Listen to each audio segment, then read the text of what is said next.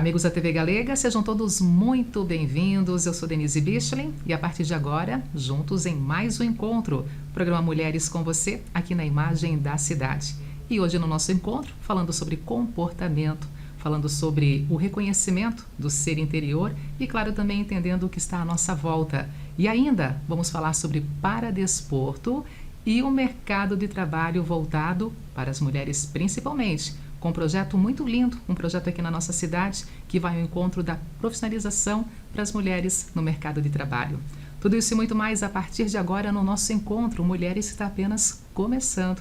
E já apresentando o meu primeiro convidado, o professor Henrique Pagnoncelli, parapsicólogo, educador e terapeuta. Professor Henrique, sempre bom tê-lo aqui também no nosso programa. Seja bem-vindo, tá? Obrigado, Denise, por estar aqui novamente para falar com você e com a audiência sobre o ser humano, sobre essa questão do autoconhecimento, porque o ser humano ele precisa se conhecer. Porque quando ele não se conhece, ele acaba usando todo o potencial que ele tem contra ele próprio sem saber. E começar por onde esse conhecimento, ou esse autoconhecimento, quando a gente associa, relaciona também a sua área de estudo, a parapsicologia, professor Henrique Pagnoncelli? Na verdade, primeiro a pessoa precisa ter consciência para destinar tempo para isso. Porque normalmente o ser humano ele liga o piloto automático e vai. Então, dentro do nosso trabalho, que este mês nós estamos completando 32 anos como Instituto de Parapsicologia, e a parapsicologia, a psicologia transpessoal, que são as abordagens que nós privilegiamos, disponibiliza, digamos assim, conteúdos para o ser humano se conhecer. E o que eu tenho observado, muitas pessoas, eu diria a maioria das pessoas não se conhece. Não sabe como a mente funciona, não sabe como a personalidade se estruturou, não conhece a sua própria história. Quando a pessoa se dedica a isso e vai descobrir como ele vivenciou a sua história desde o período de gestação até hoje, algumas pessoas têm me dito assim, por que só agora eu estou tendo acesso a isso? Inclusive tem pessoas de 82, 89 anos que já me disseram isso. Por que só agora eu fiquei sabendo disso? Porque certamente antes não teve acesso a isso. Mas nunca é tarde para a pessoa começar a se conhecer. Quando a pessoa ela se conhece, ela vai destinar, vai usar essa capacidade que ele tem a favor de si, a favor das pessoas com quem se relaciona. O próprio entorno da pessoa começa a se harmonizar. Então, olha só que maravilha que nós podemos ter, destinar esses conteúdos para a pessoa poder ter qualidade de vida. E nessa questão que o senhor mencionou de viver aí no piloto automático, né? Por exemplo, as pessoas que chegam até o seu consultório, que querem poder se entender, quais são as principais queixas, reclamações, o que está sendo naquele momento ali um ponto de interrogação para buscar uma resposta? São várias abordagens, né? Várias queixas, né? Depressão, medos, falta de confiança em si, a pessoa ela está desnorteada, ela não sabe para onde vai. Ela, ultimamente, nos 4, 5 anos para cá, nós temos observado que muitas pessoas elas vêm com essa queixa, eu não sei o que eu estou fazendo aqui, não sei para onde que eu vou. É uma angústia. E normalmente as pessoas quando têm esses sintomas, tipo uma angústia, uma tristeza, uma depressão, vai fazer de tudo para não olhar para isso. Então o sintoma sempre mostra onde está a dor. Só que o ser humano ele tem dificuldade de olhar para aquilo que dói. Eu gosto muito, Denise, de uma frase que é um princípio budista, que diz o seguinte, que é bastante conhecido: a dor é natural, o sofrimento é opcional. Então, o que acontece dentro de um processo terapêutico? Poder olhar para aquela dor. E a dor sempre, ela parte de um trauma, de uma informação que se tornou uma verdade para aquela pessoa. A partir do momento que a pessoa ela consegue olhar a origem desse problema e ressignifica isso, aquele sofrimento ele termina. A dor, ela é sanada. Então, por isso que O ser humano sofre porque ele não se conhece e usa a capacidade que tem contra si sem saber. E aí vem um outro detalhe importante. Quando a pessoa ela entra nesse sofrimento, ele vai buscar culpados. Ele se culpa a Deus. E o que a gente destaca dentro desse trabalho que nós fazemos, seja através da parapsicologia, através da regressão de memória e mesmo dentro da abordagem da constelação familiar, nós sempre devemos buscar causas e não culpados. As causas que me fazem sofrer, as causas que me fazem viver em desarmonia com alguém. Quando eu busco a origem disso, ressignifico isso. E a partir do momento que eu faço essa mudança, as relações se harmonizam. E quem mudou fui eu. Não foi você, não foram as pessoas da família, ou lá na equipe de trabalho que mudaram. Fui eu que mudei porque eu encontrei a origem do problema que está em mim. E são mudanças no comportamento, no pensamento, na forma de agir, na forma de receber esse mundo diariamente? Exatamente, porque mexeu na origem, você desmonta aquela matriz geradora daquele comportamento. Existe um programa que está rodando. Há quanto tempo esse programa está ali instalado no subconsciente e movimentando a tua vida? Todo movimento ele vem de uma causa. Quando a gente consegue olhar para a causa desse movimento, tudo isso é desestruturado, é desconstruído. Aí a pessoa solta o freio de mão e vai. Então olha só, eu tenho usado um ditado bastante popular, que é onde há fumaça há fogo. Não adianta a pessoa ficar aqui se abanando, que ele não vai deixar de respirar a fumaça. Ele precisa fazer o quê? Buscar a origem do fogo. E a gente segue a fumaça e chega na origem e apaga aquele fogo. A mesma coisa, tem um sintoma, tem um desconforto, uma emoção que está ali te perturbando. Você vai fazer o quê? Entrar nesse sintoma e você chega na causa. Até posso citar um caso que aconteceu dias atrás em São Paulo. Tinha uma pessoa lá que fazia parte do grupo, né? E eu tinha feito 8 regressões já no grupo, em público, todo mundo podendo assistir. E aquela pessoa me disse o seguinte: eu tenho medo de olhar para o meu medo, né? Essa é uma questão, o medo do desconhecido. Daí eu falei para ela: senta aqui na poltrona e fecha os olhos, né? Ela fechou os olhos, olhou para aquele medo e a história apareceu, uma história lá de uma vida passada, onde ela foi estuprada e morta, e ela tinha dificuldade de se relacionar com os homens. E o conflito conjugal estava presente, né? O tal trauma que o senhor menciona, que muitas vezes não está nem nessa vida, não está nem assim no nosso conhecimento. Se perguntar, de repente, não, nunca tive, nunca passei por nenhum trauma, mas muitas vezes vem já de um outro momento, de uma outra vida. Isso é importante você estar colocando, Denise, porque nós temos elementos da nossa história, que vem lá da infância ou da gestação. Tem questões transgeracionais, que nós podemos estar aqui reproduzindo padrões de comportamento, de falências, de doenças, que vêm das gerações anteriores, são transgeracionais.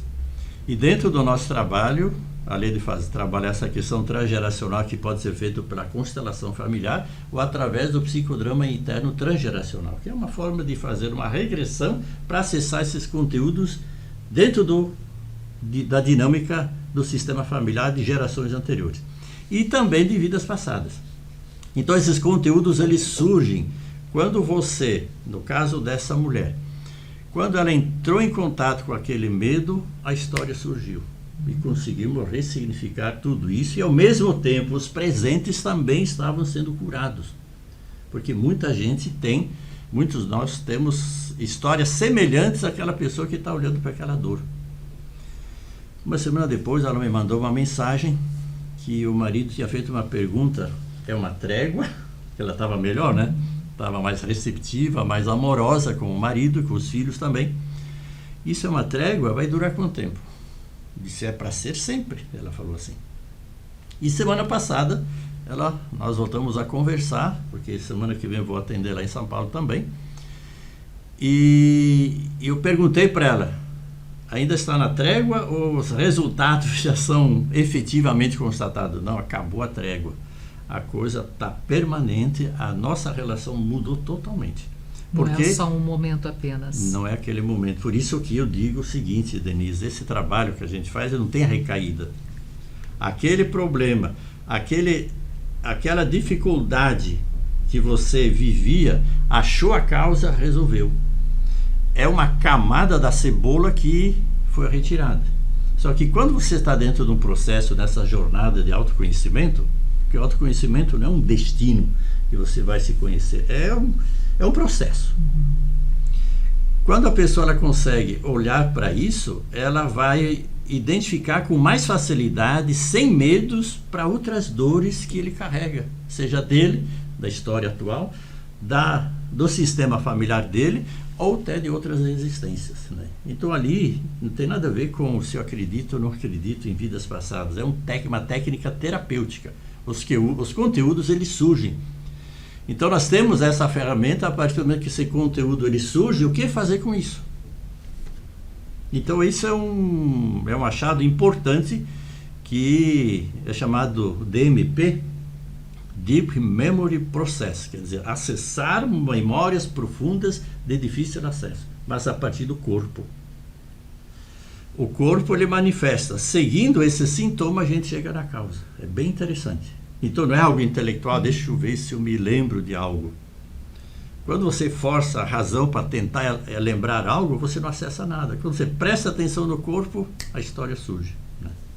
Professor Henrique Pagnoncelli, nesse mês de junho, no Teatro Carlos Gomes, o senhor estará ao lado de uma colega participando, conduzindo, realizando um espetáculo, mas um espetáculo que envolve comportamento, que envolve também autoconhecimento. Vamos falar um pouquinho sobre esse encontro que acontece nesse mês aqui em Blumenau. Como é que será esse encontro? O que está sendo programado para isso? Na verdade, é um espetáculo, revelações divinas, que as constelações têm também como constelação familiar, né?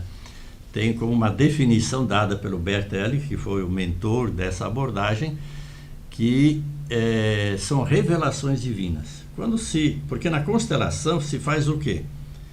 A pessoa aparece lá com uma queixa, uma dificuldade na relação com os membros da família. Então ele vai escolher pessoas da plateia para representar ele e esses elementos, esses membros da família. O movimento que eles vão fazer, inconscientemente, você nem conhece quem é, ninguém conhece você, e os movimentos vão revelar exatamente qual é o problema que está acontecendo naquele sistema familiar. E aí, o objetivo, uma vez revelado isso, é colocado no seu devido lugar, né? Então, por isso que acaba sendo um pouco é uma revelação, é um espetáculo, é um teatro, porque na constelação é um teatro onde tem representantes, né? E também há situações em que você pode estar vivendo uma situação de regressão de memória. Às vezes a pessoa entra num processo e precisa estar alguém ali disponível para colocar isso no devido lugar. Já aconteceu quando nós estivemos aqui em Blumenau, no nosso grupo lá, foi feita uma constelação, e quando estava terminando a constelação, a pessoa que estava sendo constelada, ela acessou um conteúdo de outra vida. Então os representantes foram sentar e disse, agora vamos acessar que história que veio ali. E veio à tona um monte de coisas de outras vidas daquela pessoa. Para poder só entender rapidamente, existe diferença, semelhanças, aproximação entre parapsicologia e a constelação familiar, que também muito se comenta? Eu prefiro dizer que há semelhanças, né? Porque às vezes eu começo a fazer uma constelação e a pessoa acessa histórias dela. Então, porque a constelação ela pode ser feita com bonecos, aí numa mesa, ou em público com um grupo de pessoas. Então, às vezes, estou lá fazendo a constelação de uma pessoa e o que acontece? De repente, a pessoa, a partir de uma emoção, olhando para aquele desenho que se formou, acessa algo pessoal. Diz, fecha os olhos e entra ali. Então, a constelação é como se abre o baú, né? A caixa de Pandora, né? Podemos dizer assim, e os bichos começam a sair. E aí a gente vai pegando um por um. E o interessante é quando a pessoa ela acessa esses conteúdos, por isso que eu prefiro dizer que há mais semelhanças do que diferenças entre a regressão e É a constelação familiar, porque a própria constelação não deixa de ser uma forma de acessar histórias do sistema, que é uma regressão. A regressão é o quê? É lembrar, acessar aquela história e ressignificá-la. Então o detalhe não é a regressão que resolve, é o que se faz com o conteúdo que foi acessado. Um exemplo simples que eu costumo dar. A pessoa, por exemplo, tem uma mágoa. Ela está fazendo uma regressão, está lembrando aquela história que aconteceu há 50 anos atrás. Eu não esqueço, só pensar nisso já me deixa indignada, né? Então ela está fazendo uma regressão para requentar, para sofrer, para ressentir aquilo e sofre de novo. A gente pega a mesma história e passa ela limpo. Por que que você atraiu aquela história, aquela pessoa que você se colocou como vítima? Porque a pessoa que se faz de vítima, ela não quer resolver o problema, ela quer cúmplices, ela quer ficar junto, né? Então nessa hora, eu não sou cúmplice, eu disse, escuta, vamos olhar para aquilo que dói. Mas exatamente aquilo que eu não quero olhar, aquilo que dói, por isso que dói e sofre todos esses anos, né? Olhou para aquilo, por que que você atraiu aquela situação? Que frequência você tinha que produziu tudo isso dessa relação desarmônica? Passou a limpo isso, no passar dos dias, como eu fui uma pessoa imprudente, olhando para aquela história, fazendo uma regressão sozinha para se piorar um pouco mais. Tanto tempo perdido deve pensar essa pessoa, né? Eu estou falando de uma pessoa, pode estar acontecendo com você, pode ter acontecido comigo, pode acontecer com todo mundo, que às vezes nós estamos olhando para o passado e a gente se lamenta, se vitimiza. E a gente tem que olhar para resolver e não para se afundar no problema.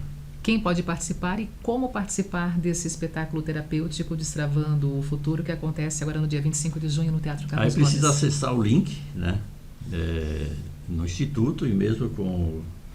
Porque se você acessando o Instagram do Instituto, Instituto Atlante, né, você já aparece lá o link e você pode fazer a compra do ingresso lá. Ainda tem vagas. Ainda tem vagas. E vai ser um grande encontro com as pessoas nesse olhar coletivo. Exato. Nesse atendimento coletivo ali acontecendo, deixando acontecer. Exatamente. Ali poderá ter também uma pequena apresentação musical, né? Porque a Simona, ela pretende também, uma vez que Blumenau é uma cidade germânica, fazer uma homenagem ao Bert Hellinger, que foi o mentor da constelação. Inclusive, quando nós estivemos no congresso lá em 2019, foram 11 dias nesse congresso numa cidade lá da Alemanha. E ele faleceu 8 dias antes do congresso. Ele já estava convalescente, né? E no penúltimo dia do congresso, éramos 800 e poucas pessoas do mundo todo, né? Alugaram ônibus e todos foram até o cemitério onde ele tinha sido sepultado, na divisa ali da Alemanha com a Áustria, numa cidade ali perto, né? Dava mais ou menos 15 quilômetros de distância. Fomos lá também, eu e a Aracema fomos lá, visitando o túmulo que tinha acabado de ser sepultado, né? Faleceu com 94 anos, inclusive este ano ele estaria completando 100 anos. 100 anos. Inclusive vai ter agora em São Paulo também, em novembro, um congresso de 3 dias, onde vai se homenagear o Bert e também com a presença de vários consteladores do mundo, né? Professor Henrique, eu apresentei o senhor como parapsicólogo, educador e terapeuta, mas quem acompanha o seu trabalho sabe que também é escritor. Tem o livro Águas Passadas Movem Moinhos. Para deixar um gostinho para a nossa audiência, para quem nos acompanha aqui, está pintando uma segunda edição desse livro, é isso? Exatamente. Águas Passadas Movem Moinhos. Porque normalmente as pessoas dizem, águas passadas não movem moinho, passado passou e tchau, né? Não é museu para viver do passado, algumas pessoas falam isso, e eu faço o contrário. Nós somos movidos pelo nosso passado, e esses movimentos nós temos que ter consciência deles, e esses movimentos acontecem a partir da nossa história, a partir dos programas que estão instalados no nosso subconsciente. E aí está a ordem, Águas Passadas Move Moinhos, e o subtítulo, O Passado, Presente e Atuante. Então estamos agora indo com uma editora lá de Curitiba, indo para a segunda edição, que provavelmente vai ficar pronta a impressão do livro também a partir de agosto, né? Muito bom tê-lo aqui nas redes sociais. Acompanhamos o senhor no Instituto Atlântico. Instituto Atlântico, isso. Muito obrigada por estar conosco. Já ficando o convite. Quando estiver prontinho a segunda edição do livro, vem para cá. Com certeza. Para a gente dar sequência a essa conversa tão importante, tão especial, também, que faz a diferença, transforma muitas vidas, a gente sabe disso. E te agradeço também o fato de estar aqui nesse momento, falar com a sua audiência. Muito obrigada, tá? Intervalo comercial na sequência, gente. Tem muito mais. Rapidinho, eu volto já.